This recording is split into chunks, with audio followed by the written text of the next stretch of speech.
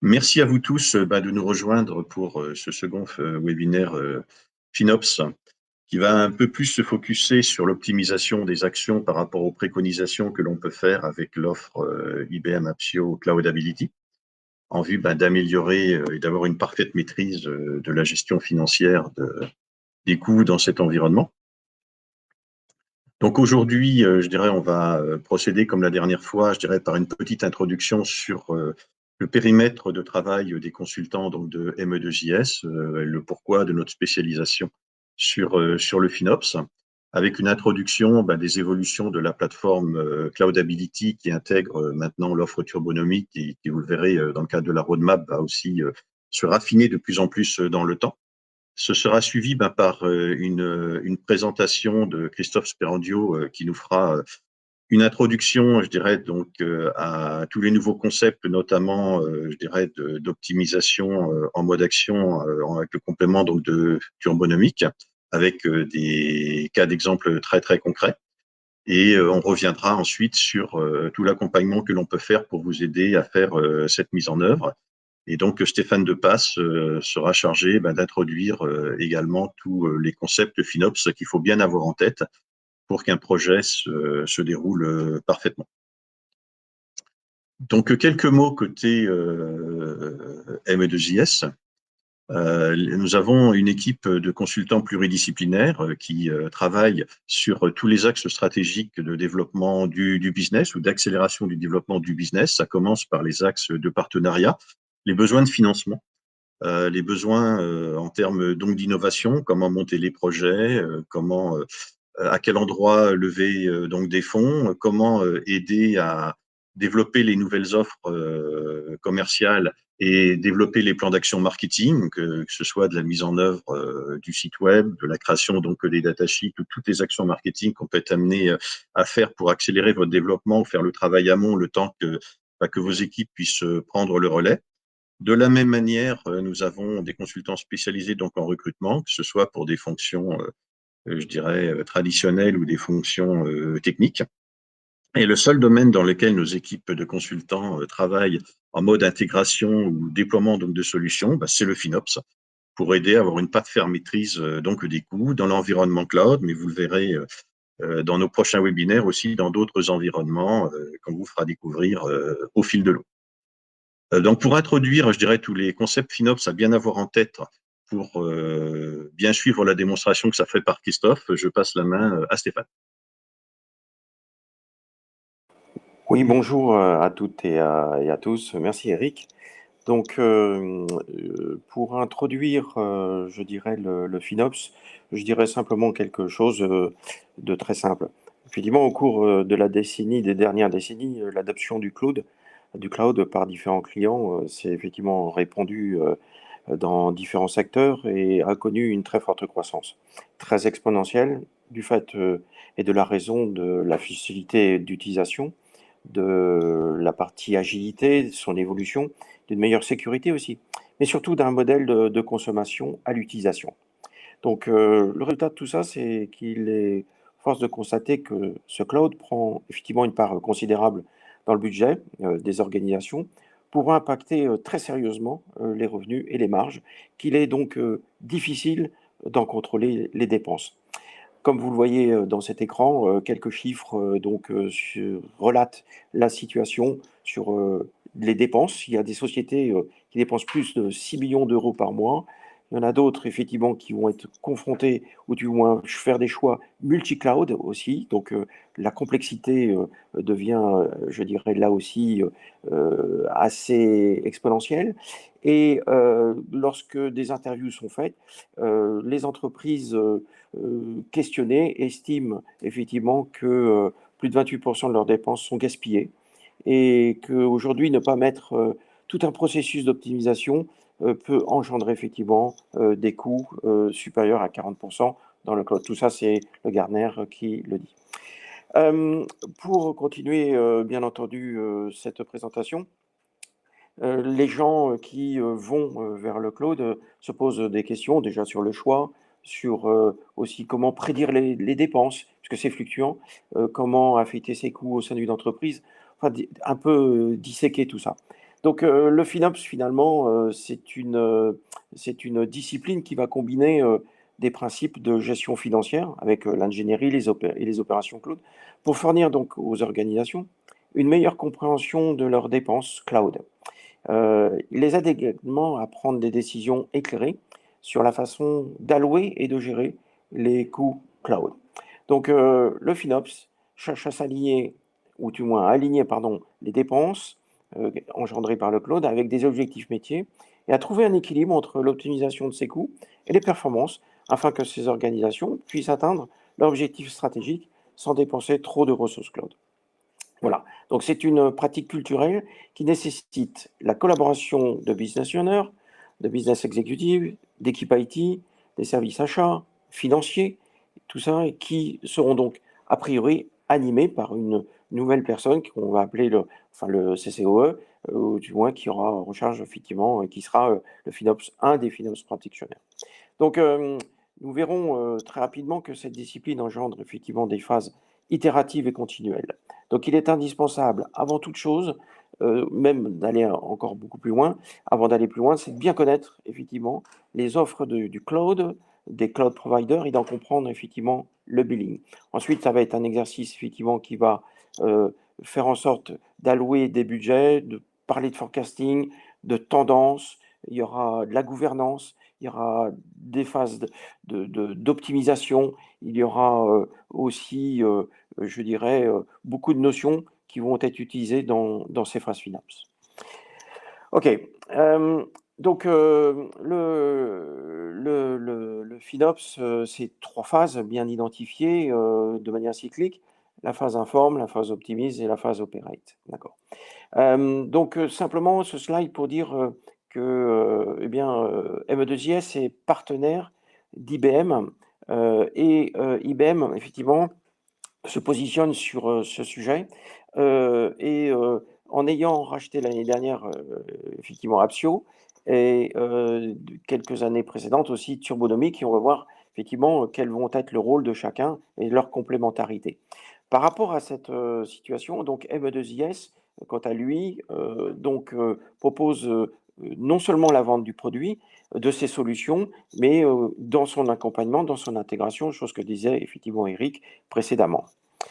Donc, ce qui est important de comprendre sur la partie, je dirais, d'IBM, c'est que certes, Appsio a été créé en 2028 et surtout, il a été influencé par les banques avec un mot d'ordre qui était celui de réduire les coûts IT, mais c'était valable pour tout le monde. Et Appsio, au cours du temps, s'est développé sur 3 axes. Il y a eu effectivement avec le Technical Business Management Foundation et ainsi de suite, donc il est aussi un acteur. Appsio One, donc qui a pris en part le legacy. Ensuite, il y a eu le Target Process pour avoir de la visibilité, je dirais, sur les projets en mode agile et ainsi de suite. Et puis Cloudability est venu pour effectivement participer ou du moins répondre à ce besoin FinOps, mais surtout dans un environnement multi-cloud. C'est ça qui va être, je dirais, prépondérant. Et sur ce qu'il faut aussi peut-être noter, c'est que Appsio est un partenaire premium FinOps du fait que le fondateur de Appsio, Gérard Stromont, a vendu effectivement Appsio pour se consacrer pleinement à la fondation FinOps, qui est finalement totalement aussi agnostique. Mais ce qui fait que, je dirais, dans cette mouvance, il y a de très fortes relations, voilà, et qui permettent à IBM Appsio de répondre au mieux aux attentes du marché. Sur la partie gauche d'Appsio Cloudability, donc vous voyez là ici les use cases, mais que l'on va effectivement détailler par la suite. Ce schéma pour dire simplement que, comme je vous l'ai précisé précédemment, il y a eu 3 axes, Appsio One, Target Process et puis Cloudability. Et Cloudability va reprendre effectivement certains concepts de ces, je dirais, différents positionnements dans le legacy et ainsi de suite, pour correspondre à certaines tâches, effectivement, du cycle FinOps sur la partie Inform, la partie Optimise et la partie Operate. Alors au plus bas, la partie Inform, effectivement, il y a cette notion de Cloud Total Cost, c'est-à-dire l'intégration. Je donne un exemple tout simple. Vous avez des applications aussi en mode SaaS. Il est intéressant de voir le billing de ces applications qui sont effectivement en mode SaaS pour compléter effectivement votre visibilité globale de ce qui se passe sur le cloud. Ensuite, sur la partie Optimise, oui, on va parler effectivement de Turbonomic, de cette intégration, et de voir que Turbonomic, quelque part, c'est un outil qui se positionne sur l'ARM, l'Application Resource Management. Et donc, on verra cette partie. Et dans Optimise de manière native, côté, je dirais, de la plateforme FinOps, donc Appsio, ils ont pris aussi le CSA, le Cloudability Saving Automation, qui permet effectivement de faire des opérations, donc justement sur ces right sizing et ainsi de suite, et d'agir aussi sur les workloads. Donc, il y aura deux aspects, il y a l'aspect technique, puis il y a l'aspect aussi contractuel finalement. Et enfin, Operate, eh bien, donc c'est un des bouts aussi, par exemple, de Target Process. Cloudability Financial Planning, mais là, c'est le fait de pouvoir gérer vos futurs projets et d'allouer des budgets, et après de contrôler ces budgets lorsque, effectivement, on prend le pari ou on va sur des investissements, du moins qu'on utilisera le cloud. OK. Alors, le positionnement de cette plateforme, ce schéma pour dire comment ça fonctionne grossièrement.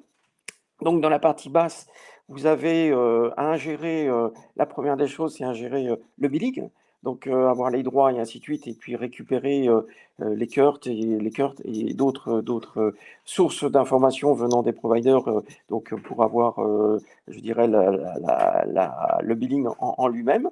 Vous allez aussi, pour enrichir, je dirais, avoir les ressources consommées et ainsi de suite, aller rechercher des données donc au travers de métriques. Donc rechercher, ça veut dire quoi? Rechercher la CPU, les GPU, la mémoire et ainsi de suite, le disque, et voilà des valeurs sur lesquelles on va effectivement faire des calculs savants. Et puis sur la partie droite, donc ce qui va effectivement être intrinsèque à la partie plus Operate, c'est le fait de pouvoir, non pas forcer, mais dialoguer avec les différentes instances, avec tous les métiers, avec l'IT aussi, de déclarer ou du moins d'ouvrir des tickets. Et c'est pour ça que c'est intégré avec Jira, ServiceNow, pour suivre un petit peu toute la partie Operate. Et Turbonomic aussi vient dans ce genre de, je dirais, d'intégration pour aller un peu plus loin. Donc, Cloudability va se servir de toutes ces données. Il y a de l'intelligence artificielle, il y a le machine learning, et pour aider les gens, non seulement sur la partie, donc une forme qu'il va falloir enseigner, la partie optimise qui va nous donner effectivement un certain nombre d'indicateurs sur les right sizing et ainsi de suite, et puis la partie operate pour tout ce qui va être intrinsèque, effectivement au planning et ainsi de suite. Ceci étant dit, le fait que IBM ait acheté l'année dernière Appsio Cloudability et puis qu'il avait dans sa possession Turbonomic, la volonté est très forte de faire converger au travers d'une plateforme pratiquement unique ces environnements. Donc Cloudability, faudra le voir comme un outil très généraliste, pluridisciplinaire, et Turbonomic comme effectivement sur cette partie ARM, le chirurgien quelque part, pour compléter et affiner, je dirais, les démarches très techniques qui vont être engendrées par cette réflexion. Mais aussi, on va le voir, et c'est intéressant, lorsqu'on a des milliers et des milliers d'objets quelque part à gérer, donc des instances et ainsi de suite, il est intéressant de faire des déploiements ou du moins des actions à l'échelle. Donc le mot automatisation va prendre toute une certaine dimension importante pour aller vite, puisque le billing va très très vite et il faut réagir très très vite. Donc c'est un peu cette éducation que l'on va effectivement, je dirais, mettre en œuvre.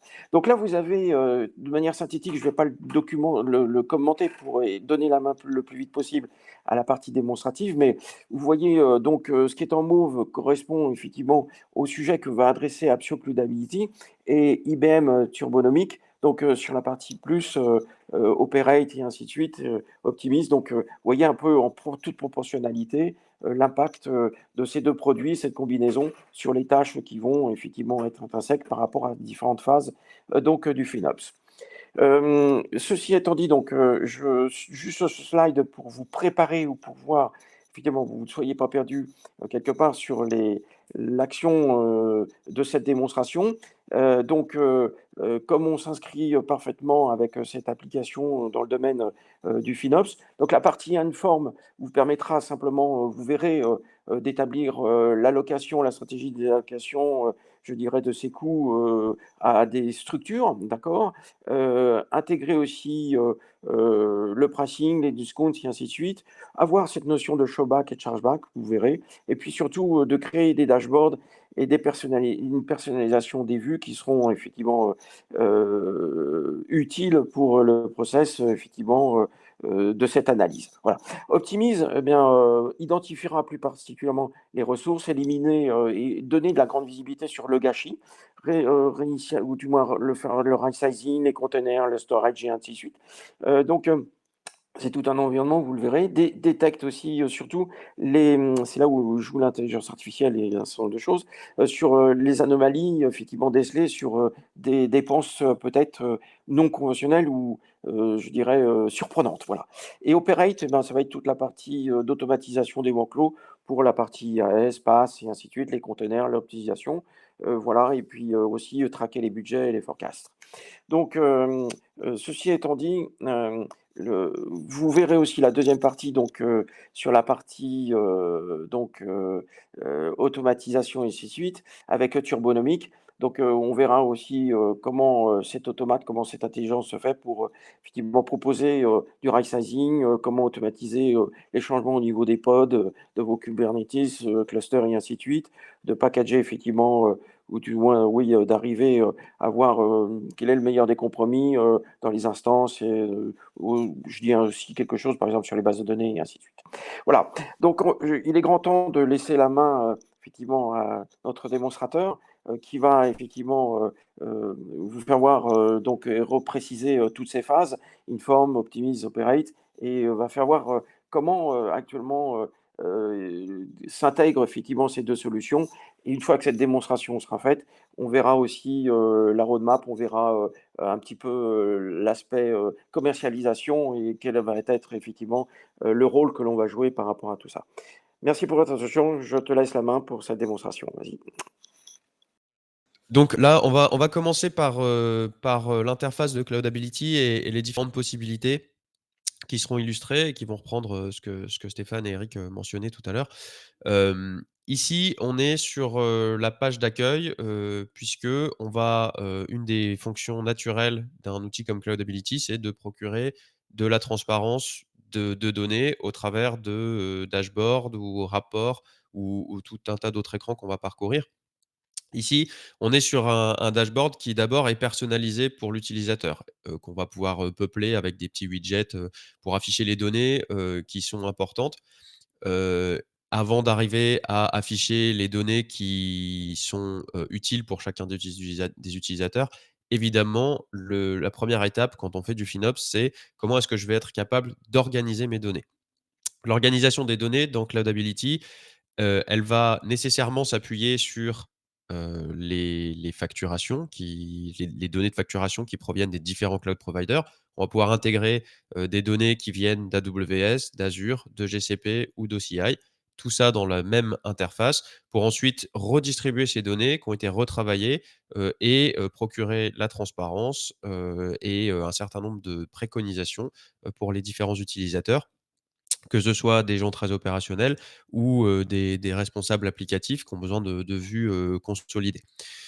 On va pouvoir arranger ces données dans Cloudability de plusieurs manières. Dans cette partie Organize ici sur la gauche, on va retrouver la capacité de faire des regroupements par souscription. On va dire dans des cas relativement simples, si vous avez des souscriptions différentes par projet, ben, on va être capable de sélectionner toutes les souscriptions qui auront été découvertes au travers des données de facturation et des API pour pouvoir créer des groupes et ensuite donner la visibilité de ces groupes à vos utilisateurs. Deuxième chose, on va pouvoir s'appuyer évidemment sur les tags et les labels qui sont déjà disposés sur les items que vous avez dans le cloud public, peu importe le cloud public. L'énorme avantage de cette possibilité offerte par Cloudability, c'est que les dimensions, ce qu'on va appeler les dimensions, sont normalisées. Ça veut dire que ici, comme vous pouvez le voir, par exemple, on a une dimension qui s'appelle service, qui va reprendre les valeurs qui sont positionnées dans les tags qui, eux, sont disposés sur les machines et sur les services cloud directement, qui s'appellent et service name et Cloudy Azure Resource Tag Service. Ça veut dire quoi? Ça veut dire qu'on va être capable de compenser les fautes de frappe, les différentes nomenclatures qui peuvent exister au sein des différentes entités pour enfin normaliser tout ça pour qu'en termes de visibilité, ce soit propre et unifié. Ça permet aussi dans la mise en place de la démarche FinOps de gagner beaucoup de temps. Pourquoi? Parce que, on sait très bien que d'un point de vue opérationnel, le travailler sur la qualité des données, le tagging, l'identification, bah, c'est fondamental. Sauf que si on doit s'appuyer sur des actions d'opération, c'est-à-dire mettre à jour les tags sur les différents objets, ça peut être parfois long. Donc là, on va avoir une première possibilité qui est de se dire: «OK, déjà, par rapport à ce dont on dispose, comment est-ce qu'on peut arranger pour normaliser et uniformiser, un petit peu l'environnement?» Donc ça, c'est extrêmement puissant et c'est très simple à mettre en place. Heu, Au-delà de regrouper des souscriptions et ensuite de normaliser les tags, on va avoir une capacité qui est super puissante dans l'outil, qui est ce qu'on appelle la création de business mapping. Toutes ces notions-là, elles peuvent être imbriquées les unes avec les autres pour faire des choses extrêmement complexes. Mais l'idée des business mapping, c'est de se dire, je vais rajouter une couche d'analyse supplémentaire qui nécessairement n'est pas déployée sur les VM. Mais par exemple, je veux dans ma dimension application mettre mettre des notions supplémentaires. Dire: «Je voudrais que ma dimension application prenne la valeur web cache quand, par exemple, je trouve que, le tag vaut web cache ou qu'il vaut squid». Et on peut mettre tout un tas de règles à l'intérieur pour faire en sorte que même si les données au départ sont pas très propres ou pas bien taguées, on va pouvoir reprendre tout ça de manière centralisée pour pouvoir, au fur et à mesure du temps, quand on progresse dans la maturité, commencer à identifier, bah, ce qui est assigné à personne et comment est-ce qu'on va, être capable de lui poser une étiquette pour faire le rendre visible aux bonnes personnes et évidemment, être capable d'en tirer une qualité supérieure, dans la visibilité qu'on va en faire. Tout ça en termes d'organisation permet ensuite, dans Cloudability, de construire ce qu'on va appeler des vues. Ces vues, ça peut être des vues qui vont soit reprendre l'intégralité des données, soit être des vues, à visée de découpage applicatif ou par business unit ou par sous-entité ou par, filiale. On peut faire n'importe quelle subdivision par département, par environnement, par produit. Voilà. En réalité, on n'est absolument pas limité. L'intérêt dans la création de ces vues, c'est de dire, ben, finalement, maintenant que j'ai tagué mes données, soit en s'appuyant sur les tags qui sont présents et qui sont chez les providers, soit par les mécanismes que je viens de présenter et qui vont permettre d'enrichir les données qu'on va collecter, et ben, maintenant on peut, jouer avec tout ça pour dire, bah, par exemple, ma, BU qui s'appelle, ici dans notre exemple radio, par exemple, elle ne va, avoir que les lignes de facturation et que les objets qui vont concerner cette BU, en s'appuyant sur, les tags, les labels, les groupes et cetera qu'on aura déjà créés. Ce qui fait qu'après, on va bénéficier de toute la normalisation qui est induite par l'outil pour, quand on va dans un dashboard, se dire: «Je crée un dashboard qui présente un certain nombre de métriques et d'indicateurs qui sont importants pour piloter mon business, avoir une performance, correcte et une performance financière surtout que je sais suivre» et avec ce même dashboard, pouvoir simplement changer les vues comme on peut le voir ici, en fait, toutes les vues qui sont créées, elles sont dans cette liste déroulante qui est tout en haut. Sur chacun des dashboards qui est normalisé, on va pouvoir choisir une vue spécifique et du coup, consulter les données dignes d'intérêt pour le périmètre sur lequel on va se situer. Ces vues-là, donc, c'est par rapport au dashboard que je présentais tout à l'heure. On va retrouver les différents widgets qui vont être ici sur une vue où on a toutes les applications, mais je pourrais très bien choisir d'avoir ce même dashboard uniquement sur une BU de mon choix. Et là, toutes les données vont être filtrées pour ne conserver que les lignes de facturation dans l'ensemble des données qu'on a collectées qui vont nourrir cette BU. Évidemment, dans la plateforme, il y a des dashboards qui sont personnalisables, qui sont, individuels ou partagés et on fournit une liste de dashboards, prépeuplés, pour présenter tout un tas de notions différentes suivant les providers, les services et cetera. Et je voulais juste en montrer un second ici, qui est par exemple un dashboard multi-cloud. Parce qu'une des forces, c'est qu'au sein de la même plateforme, on va être capable d'adresser différents périmètres. Là, l'intérêt, encore une fois, ici, je suis sur la vue All. Eh ben, on va voir quelle est ma dépense amortie globale sur l'année cross-provider, ma répartition par provider, la répartition des coûts quotidiens par service ou par famille d'usage.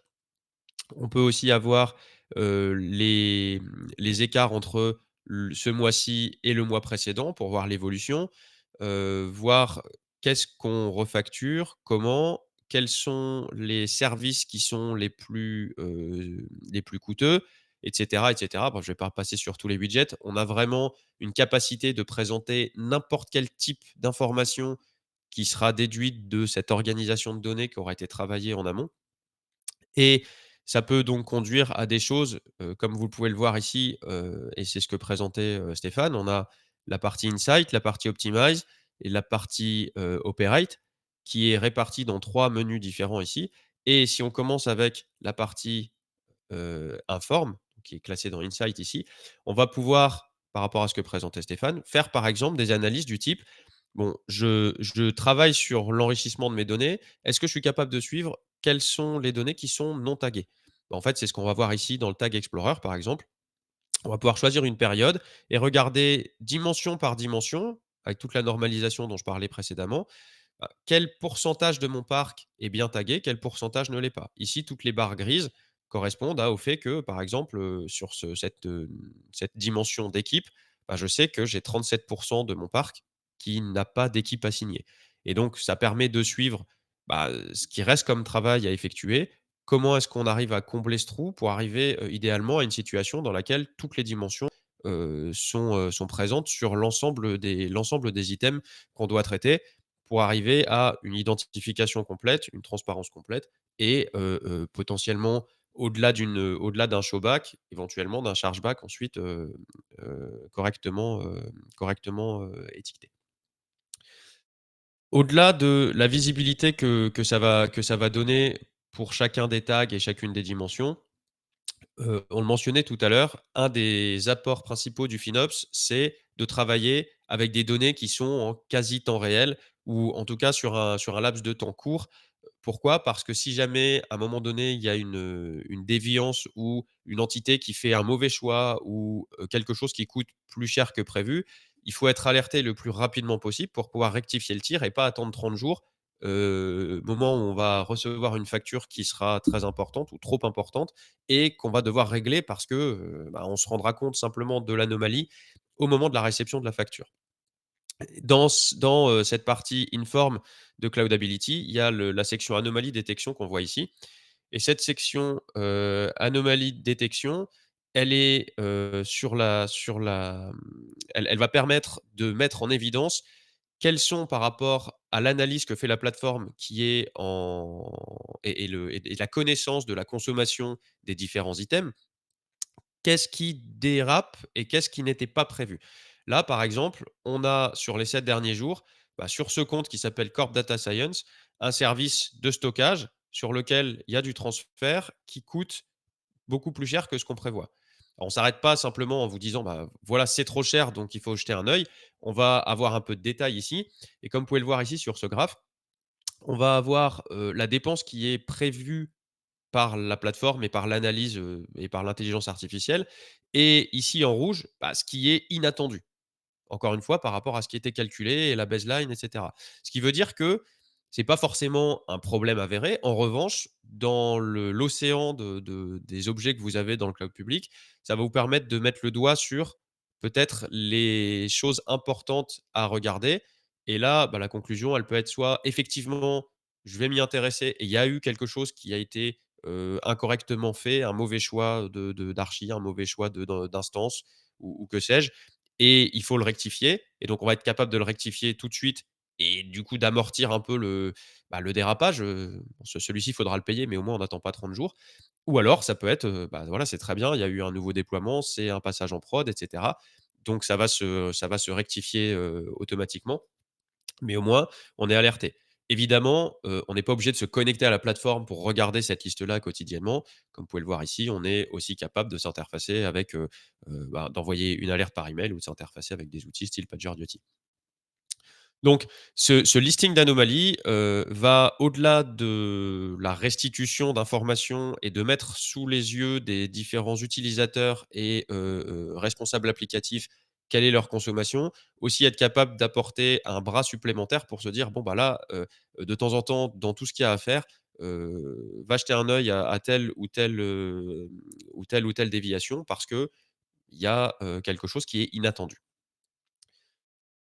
Sur cette partie-là, au-delà des anomalies, si on passe maintenant à la partie optimize, on va pouvoir regarder dans la partie right sizing, qu'est-ce que je suis en mesure de proposer comme optimisation par rapport à ce que je consomme déjà?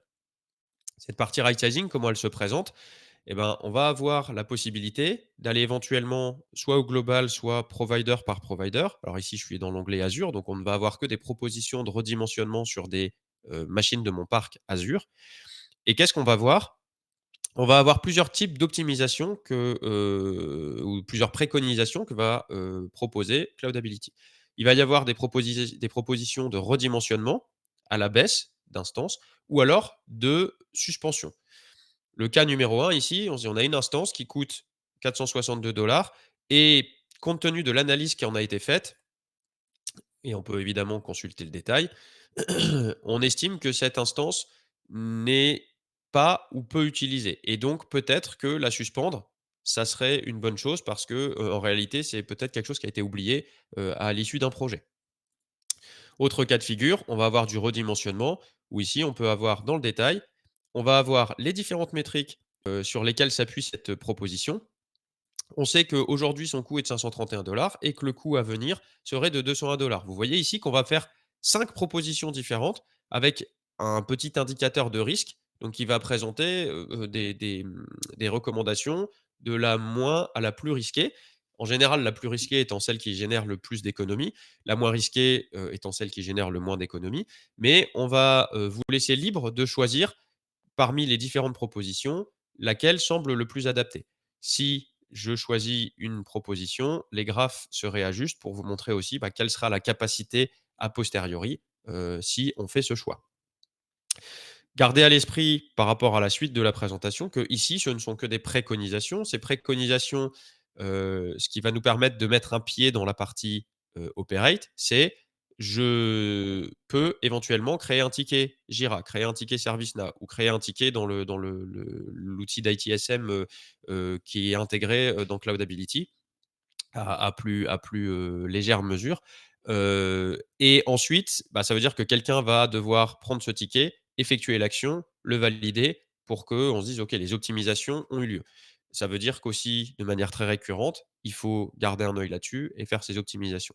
Chose qu'on va commencer à, compléter avec Turbonomic. Comme vous le voyez ici, il y a un lien Turbonomic dans le menu à gauche qui amène sur cette page. Cette page, en fait, elle va restituer des informations de l'outil Turbonomic dans lequel je vais aller dans un instant. Et cet outil, il va, permettre à la fois de voir quelles sont les économies potentielles réalisées par les optimisations de redimensionnement essentiellement à la baisse qui sont en attente, mais aussi et surtout de préconiser parfois de nouveaux investissements. Ça veut dire qu'on ne va pas simplement chercher à faire des économies pour faire des économies, on va chercher à faire des économies tout en étant sûr que, petit 1, on maintient au minimum la qualité de service ou alors que carrément on l'améliore quand il y a des congestions. Parce que payer une machine peu chère si les performances sont désastreuses, je pense que vous serez tous d'accord pour admettre qu'on n'aura pas rempli l'objectif d'un département IT dans une organisation qui est avant toute chose, avant de regarder les économies, de, rendre un service de qualité. Et après la question qui se pose, c'est est-ce que le service de la qualité qu'on attend est rendu au bon coût ou pas? Si il est rendu, avec de l'over-provisioning à tous les étages, on peut sûrement, faire ce même niveau de performance à un coût meilleur et c'est ce qu'on va s'efforcer de faire, à la fois dans le FinOps et dans l'application resource management dont on parle, avec Turbonomic juste après. Alors, avant de basculer dans Turbonomic, je voulais, terminer cette partie Cloudability avec, la partie, planification qui est importante dans toute la gestion financière et cette partie planification, on va avoir, plusieurs vues dessus. Première vue, c'est, bah, finalement, qu'est-ce que je consomme en ce moment et quelle est la dépense estimée avec un forecasting jusqu'à la fin du mois, de ma dépense. Évidemment, puisqu'on collecte toutes les informations de facturation, on est très pointu là-dessus. On va être capable de dire ça, c'est en orange ici, c'est ma dépense actuelle. Comme on n'est que le 20 du mois, à l'heure où on se parle, bah, l'estimation en fin de mois, c'est à peu près 10 millions. Et il se trouve que, j'ai été un bon élève, je vais, faire finalement moins que le mois précédent. J'ai ce découpage-là, par, type de service, par entité, et cetera. Bah, j'ai toutes les informations sur cette partie forecast, enfin sur cette partie, mois en cours, et je peux appliquer là-dessus un budget que j'aurais pu créer dans cette section budget. Cette section budget, elle permet de définir, des budgets en partant d'un certain mois et sur une certaine période où je peux dire: «Voilà ce que je projette comme budget, sur cette période» et du coup, bah, on va pouvoir regarder la dépense, réelle et la comparer à ce forecast budgétaire pour voir si, comme on peut, le voir ici, est-ce qu'on est dans le forecast, dans le vert ou pas? Et est-ce que si j'applique dessus un budget, je suis aligné ou pas avec ce que j'avais prévu? Donc ça va permettre d'avoir cette vision un peu plus financière, des choses, sans forcément s'attacher comme on l'a vu juste avant, une partie un peu plus opérationnelle de redimensionnement et d'optimisation possible. C'est vraiment de se dire: «J'ai défini un budget, est-ce que je suis dans les clous?» et si c'est pas le cas, ben, quels sont les services qui, dérapent un peu par rapport à ce que j'avais prévu et comment est-ce que je réajuste pour être sûr, de pas avoir de problème, en fin de compte. Une fois qu'on a vu ça, je vais faire, maintenant la bascule vers l'outil Turbonomic parce que la croyance très forte qu'on a chez IBM et était un des moteurs du rachat d'Apptio, c'est de se dire, bah, chez IBM, on a des outils d'observabilité. On a Turbonomic depuis quelques années qui permet d'opérer des optimisations sur le cloud, pour mettre un peu en mouvement, la stratégie et la discipline FinOps. Et bah, du coup, c'est parfaitement complété par toute la visibilité et la transparence dont on a parlé, sur la partie, Cloudability. Sauf que dans Turbonomic, comme vous pouvez le voir ici, on va retrouver tout son environnement cloud avec la visibilité qu'on a sur la gauche, avec son ensemble de VM, les volumes attachés aux VM, des App Services Plans, des bases de données SQL Server sur Azure, des bases de données RDS, du Cosmos, du Synapse, et tout ça sur des zones et des régions. Alors ce diagramme ici qu'on voit sur la gauche, c'est qui fournit quoi comme ressource à qui. On va être très basé infra et sur l'analyse des ressources consommées sur cette partie-là. Tout fonctionne par API, il n'y a pas d'agent à déployer. C'est exactement comme Cloudability. On va fournir des credentials pour ses comptes, de cloud public et on aura automatiquement au bout de 10 minutes cette vue complète avec le détail de, ce qu'on va pouvoir faire dessus. On va retrouver un ensemble d'actions, qui est, comme vous pouvez le voir ici, décomposé en types. Donc ici, on a des actions de scaling, de suppression, d'arrêt, de reconfiguration et cetera et cetera et on va pouvoir naviguer au sein de ces souscriptions. Par exemple, ici, je vais prendre une souscription AWS. Alors vous voyez qu'il y a de l'AWS, de l'Azure, du GCP, on est aussi, multi-provider et si je prends ma souscription AWS, bah, j'ai ma vue contextualisée à gauche qui me dit: «Dans cette souscription, j'ai 95 VM, 222 volumes, qui sont répartis sur 14 zones et régions». J'ai la petite map qui montre, où sont déployées, mes entités et les actions qui sont liées à juste ce périmètre. Je vais revenir en arrière pour vous montrer du coup comment les actions sont présentées.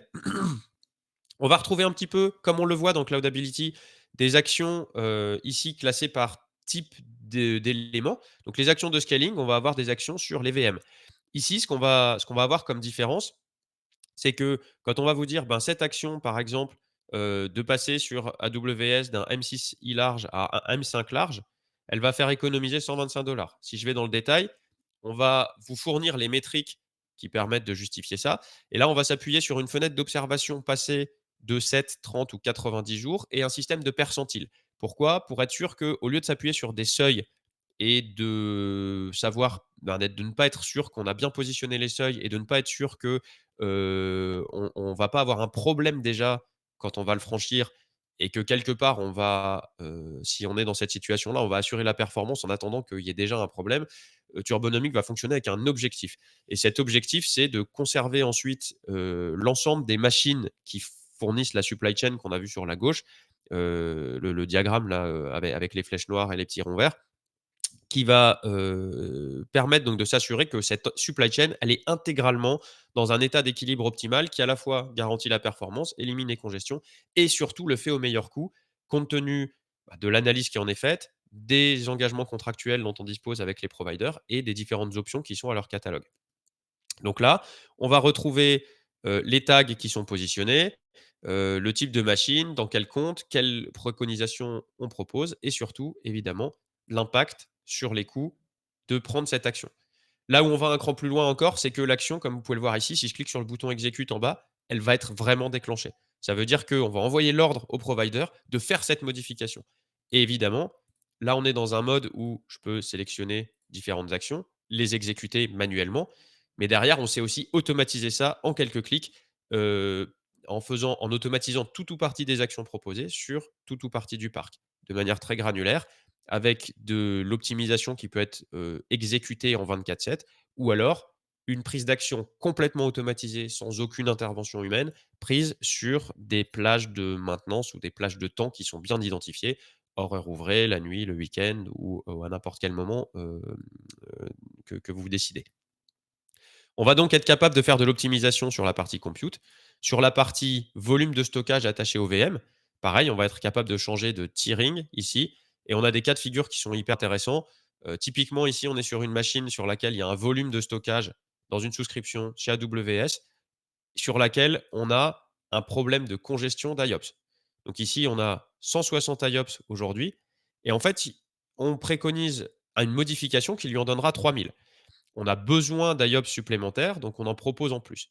C'est une action qui n'est pas disruptive et qui peut être, sur laquelle on peut faire un retour arrière manuel. Et cerise sur le gâteau, ici, elle va coûter 63 $ de moins. Ça veut dire que c'est une action qui vise à optimiser la performance ou à la restaurer même plus exactement, ou à l'améliorer, et on va en plus payer moins cher. Donc typiquement, ce genre d'action, est facile à automatiser et extrêmement, utile.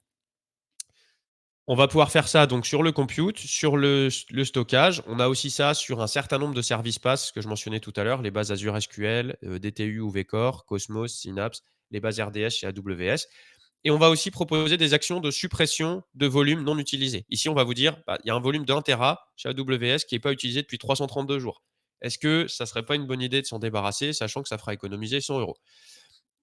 Et encore une fois, tout ça, ce sont des choses qu'on sait automatiser pour que ce soit fait de manière récurrente. Tous les volumes qui n'ont pas été utilisés depuis 60 jours peuvent être supprimés automatiquement, par exemple, et cetera. Et enfin, aujourd'hui, on assiste à un déplacement plus pointu vers toute la partie cloud native, toute la containerisation. Turbonomic et Cloudability proposent des choses sur tous les environnements Kubernetes. Donc, dans Turbonomic, on sait gérer AKS, GKE et EKS, entre autres OpenShift et tous les dérivés de Kube. Et on va proposer des actions de redimensionnement sur les pods par rapport à leur request, à leur limite sur la CPU et la mémoire, mais aussi et surtout des actions de déplacement des pods, de rescheduling continu, dynamique et automatique des pods qui vise à une chose, consolider les pods sur le moins de nodes possible pour faire en sorte qu'un node étant une VM, vous ayez besoin pour faire tourner ces environnements cubes à chaque instant du moins de VM possible. Et là, on se reprojette dans l'optique du FinOps qui est donc bah, de restreindre les coûts au maximum toujours en garantissant une certaine performance. Et aussi, on commence à mettre un pied dans la partie GreenOps, qui est de dire, bah, si je fais tourner mes pods sur moins de nodes, que j'ai moins de VM et que mon environnement il est moins consommateur parce que j'ai éliminé l'overprovisioning, j'ai supprimé les volumes de stockage qui servaient à rien, etc., je vais aussi réduire mon empreinte carbone. Voilà, donc dernier point sur cette partie turbonomique. On va être capable, bah, comme Cloudability parfois propose de suspendre des machines, on va être aussi capable d'opérer ces suspensions et de se dire: «Très bien, j'ai un parc de machines, par exemple, sur de la non prod, la nuit et le week-end qui est pas utilisé. Je vais pouvoir choisir mes machines de non prod et y attacher un calendrier. Calendrier sur lequel on va pouvoir dire: «Je veux que ces machines soient démarrées du lundi au vendredi de 8 heures à 18 heures et je souhaiterais qu'elles soient, hop là, pardon, qu'elles soient arrêtées, tout le reste du temps parce que, on estime que c'est pas nécessaire de les faire fonctionner. Auquel cas, on va pouvoir définir de manière très graphique comme ça un calendrier qui fait que les machines seront arrêtées quand elles doivent l'être et allumées quand elles doivent l'être de manière complètement automatique et sans pour autant perturber le travail des équipes parce qu'en passant par l'interface, si une machine est éteinte, on va pouvoir l'allumer et si une machine est allumée, on va pouvoir l'éteindre simplement avec ces petits interrupteurs. Et évidemment, si dessus il y a un calendrier automatique normalement, la plateforme va être capable de dire: «Je vais allumer la machine pour 1 heure parce que j'ai pas terminé mon travail», à la demande d'un utilisateur et même si l'utilisateur ne l'arrête pas après, elle va rebasculer dans son mode de fonctionnement, attaché, de manière autonome. Hem, on peut, pour conclure, faire des plans d'optimisation dans Turbonomic qui vont consister à prendre un environnement donné qui aujourd'hui fonctionne dans le cloud et au-delà des actions qui apparaissent de manière continue, en temps réel que je vous ai montré tout à l'heure, vous allez avoir aussi la possibilité de demander à Turbonomic: «Si je te laissais libre de prendre l'intégralité des actions que tu proposes sur un périmètre donné, quel est mon point de chute financier?» Et donc là, on se retrouve sur, un cas qui a été, lancé avant, sur laquelle on a 209 machines sur tout mon scope AWS. Bah, aujourd'hui, ce scope-là, il me coûte 19 000 par mois. Si je laissais, Turbonomic prendre toutes les actions, bah, il me coûterait plus que 13 900 donc une économie nette de 5 400. Sachant que là-dedans, ce qu'on voit, c'est qu'il y avait 74 VM qui sont surdimensionnés, sur lesquels on a des opportunités d'efficacité financière. Mais surtout, il y en a aussi 14 sur lesquels il y avait un risque de performance. Ça veut dire que là, l'économie, elle est réalisée alors que on refait une redistribution des coûts. Il y a des machines sur lesquelles on va gagner de l'argent, il y a des machines sur lesquelles on va faire un peu d'investissement, mais globalement, en valeur nette, on va quand même réussir à avoir une meilleure performance à un meilleur coût ici avec une économie de 5 000 et évidemment, on va donner machine par machine quel est le type d'instance au départ, le type d'instance à l'arrivée et pour les stockages, exactement la même chose. Je je viens de voir une petite notif comme quoi il y avait des questions. Je crois que pour la couverture de la démo, je suis arrivé, au bout de ce que je souhaitais partager avec vous ce matin. Je vais arrêter de partager mon écran, puis on va peut-être passer aux questions-réponses alors. Merci pour ta démonstration très explicite, Christophe. Nous reprenons la main pour arriver donc sur un petit slide et faire une synthèse quelque part. Mmh. Là, Christophe, je vais partager avec toi nos interventions. Simplement, là, je repartais pour dire grossièrement que en termes d'intégration, on n'est qu'au début, je dirais, d'une grande aventure pour 2024 côté IBM. Hein. On voit déjà une première intégration entre Turbonomic et Appsio. Et ce qui laisse présager d'autres choses. Pour l'instant, il est peut-être trop prématuré de dire ce qui va encore se passer. Mais voilà, c'est déjà un premier signe d'intégration pour basculer d'une solution à une autre, tout en sachant que ces deux solutions, pour l'instant, travaillent de manière autonome. Donc, Mmh. ça va être effectivement une roadmap quelque part. Est-ce que tu peux dire d'autres choses par Oui, rapport oui, à... bah, aujourd'hui, alors la plateforme FinOps chez IBM repose sur ces 2 piliers que sont Cloudability et Turbonomic. L'intégration technique aujourd'hui est celle que je vous ai montrée, donc on a une reprise d'informations de Turbonomic dans Cloudability. Ça va se poursuivre. Et puis, il y a déjà tout un tas d'items sur lesquels on travaille, notamment la capacité d'avoir l'accès aux outils depuis le même portail de SSO, la capacité de transmettre des informations d'organisation de données de Cloudability dans Turbonomic, et puis la définition d'un compte, par exemple Azure. Là, aujourd'hui, on doit le faire. Alors, ça prend quelques secondes, mais on doit le faire dans un outil puis dans l'autre. À un moment donné, tout ça va s'unifier. On est en train de travailler là-dessus. Donc, il va y avoir un rapprochement naturel qui se fait entre les deux outils d'un point de vue technique. Mais aujourd'hui, ce rapprochement, il s'est déjà fait d'un point de vue commercial, entre guillemets. Et c'est l'objet de ce dont on va parler juste après, où on a une offre maintenant commune, qui est ce que Stéphane mentionnait tout à l'heure, sous le nom Cloudability Premium, qui va présenter les deux outils, et qui est un tout petit peu en amont de la roadmap technique.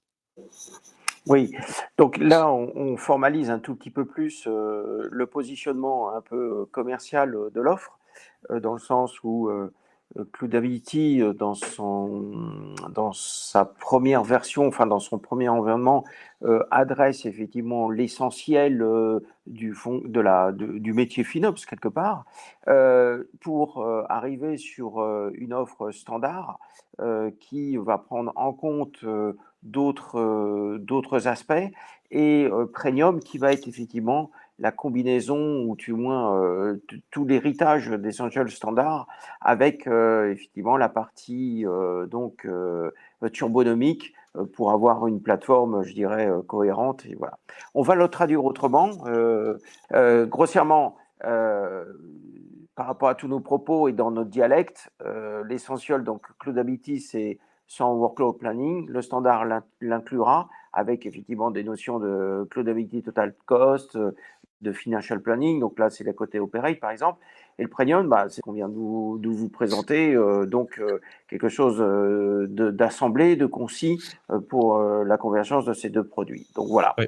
Alors juste, je me permets Vas-y. juste un petit mot sur les fonctions, parce que bon, évidemment, ceux qui trempent pas dans Cloudability, c'est pas forcément parlant le nom des modules, mais en quelques mots, le Essentials, c'est en général, comme vous voyez, il y a les notions de la FinOps Foundation en haut, là, le Crawl, Walk, Run, qui sont en gros les niveaux de maturité, on va dire, dans l'adoption du FinOps.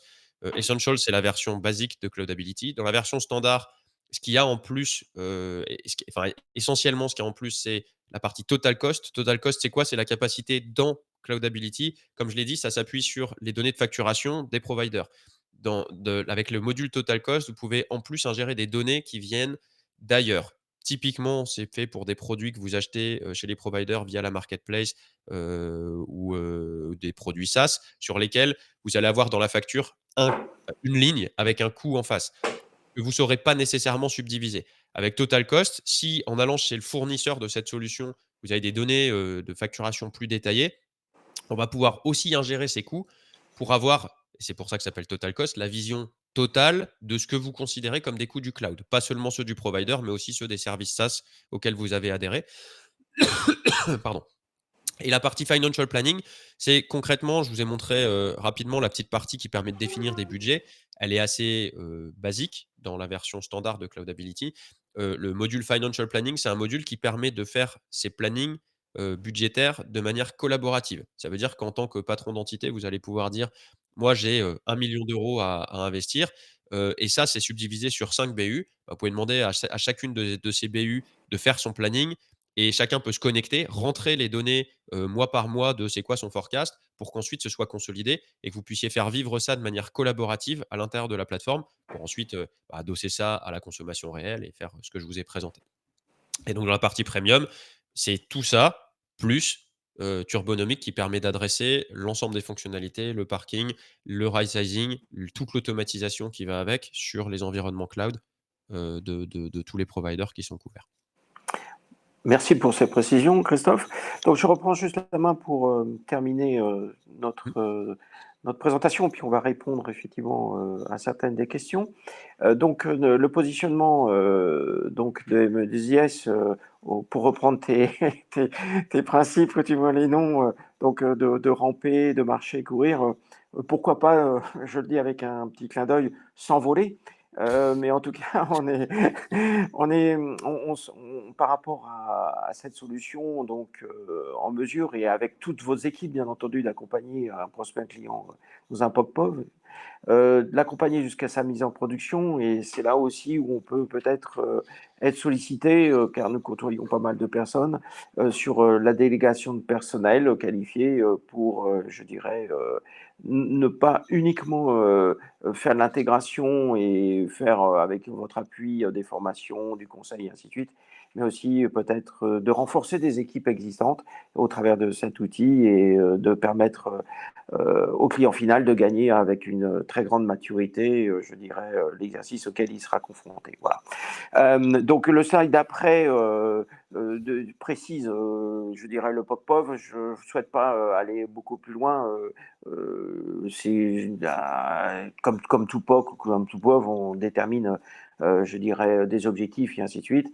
On les déroule et puis à la fin on check. Voilà. Mais par contre, un POC-POV s'entend sur quelques semaines, quoi. C'est pas des choses qui vont nous emmener très très très loin. Voilà.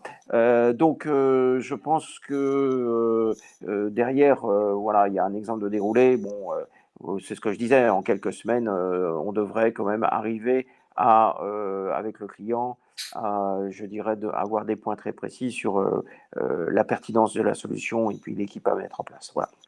Alors, il est grand temps de peut-être maintenant de passer à certaines questions-réponses. Donc, on remercie les différentes personnes qui se sont connectées. Il y a une question, je te la pose, Christophe, parce que nous aussi, on a moyen d'y répondre. Mais la question texto, elle dit la chose suivante. D'où viennent les coûts? Voilà. Exactement. Voilà, d'où viennent les coûts qui sont affichés. Alors, que ce soit dans Turbonomic ou dans Cloudability, c'est la même chose. Comme c'est les coûts qui viennent réellement de la facture, ce sont vos coûts. D'accord? Il y a rien c'est pas basé sur des prix publics, sont basés sur les coûts que vous avez à votre facture et à la fois, pour Cloudability où il y a toute cette visibilité, sont les coûts qui viennent de vos fichiers. Sur, Turbonomic, les projections d'économie, plutôt l'impact sur les coûts des actions qui sont préconisées s'appuient eux aussi sur ce qu'on récupère de l'API et ça inclut bien évidemment à la fois dans l'information qui est donnée et aussi dans le mode de calcul de comment est-ce que je fais pour que mon environnement globalement fonctionne moins cher. Ça inclut les instances réservées et tous ces types d'engagements parce que évidemment, quand on préconise un redimensionnement parce qu'on estime que les machines sont mal dimensionnées, le redimensionnement s'entend à comment est-ce que je fais pour donner le bon niveau de ressources au bon workload en temps et en heure et le faire au meilleur coût. Le meilleur coût parfois étant un dimensionnement un petit peu supérieur à ce qu'il faudrait, mais qui coûtera beaucoup moins cher parce qu'on a déjà une instance réservée, qui ne bénéficie à personne d'autre. Donc voilà, tout ça, c'est factorisé dans la prise de décision et ça vient pas des prix, catalogue, ça vient vraiment de ce que vous payez et de ce que vous avez, négocié. Ok. Il n'y a pas d'autres questions que je vois. Par contre, dans les précédents meetings que nous avions faits, il y a aussi cette question qui me semble être importante. Je vais te la poser. Où est hébergé finalement, parce qu'on voit bien que dans cette Mmh. solution, on propose quelque chose aussi en fonctionnement en mode SaaS. Donc, Oui. tu peux me dire où se trouve Appsio quelque part? Absolument, ouais, c'est hébergé, chez AWS. Pour nous, en Europe, on a un hébergement à Francfort. Il y a évidemment aussi un hébergement aux US. Donc Cloudability est uniquement disponible en SaaS. Turbonomic est, hébergé au même endroit en SaaS et il y a une petite subtilité pour Turbonomic. On a éventuellement la capacité de déployer ça on-prem si on le souhaite pour tout un tas de raisons. Voilà. Ok. Je vois qu'il est 11 heures, donc on a atteint, je dirais, le temps qu'on s'était décidé. Je vois pas d'autres questions. Peut-être, Christophe, si toi, tu as encore de mémoire une question pertinente pour encore enrichir nos propos, notre Heu, positionnement. alors là, j'ai rien de Je te particulier en prends. tête. Je t'en ai pas fait. Ok, bon, écoute, il n'y a pas de souci. Bon, on remercie infiniment toutes les personnes qui ont pris le soin de nous rejoindre, nous écouter. On a enregistré cette session, on diffusera le replay. Mille merci à toi, Christophe, pour ton intervention. Je vous en prie. Voilà, et tout, eh ben, ME2IS, merci à la fois IBM et puis les personnes qui nous ont rejointes pour ce webinaire. Et au plaisir de vous qui vous êtes connectés et qui nous suivez, de répondre à d'autres questions, à voir de quelle manière on peut effectivement aller un peu plus loin. En tout cas, IBM et ME2IS sont prêts à répondre à d'autres suggestions, voilà, au gré de vos projets et au gré de futures affaires. Donc, on va fermer cette session. Merci encore à toutes et à tous, et puis au plaisir de vous avoir ultérieurement. Merci, bonne journée à tous. Au revoir.